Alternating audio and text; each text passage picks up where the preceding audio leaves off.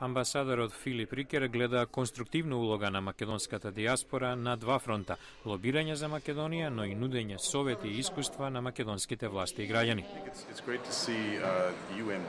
Одлично е да се види како ОМД соработува со други организации на диаспората кои ги има многу во САД и во други земји, како сите може да се соберат и разменат мислења, идеи и искуства и прават да се знае за нивното мислење во Конгресот и на други места во САД и да понудат таква видна мудрост и искуство на Македонија за секој да може да помогне на земјата за која сите имаме силни чувства.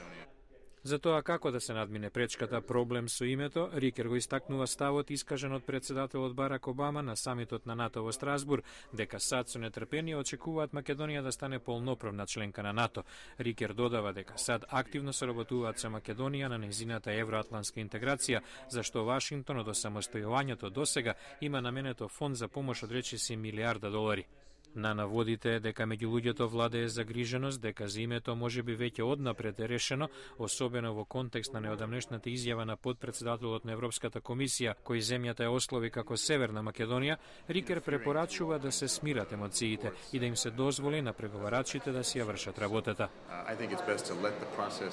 Мислам дека е најдобро да се остави процесот да продолжи напред, да се има предвид најдобриот интерес на земјата, на регионот, тоа посекако е она што го правиме тука во САД.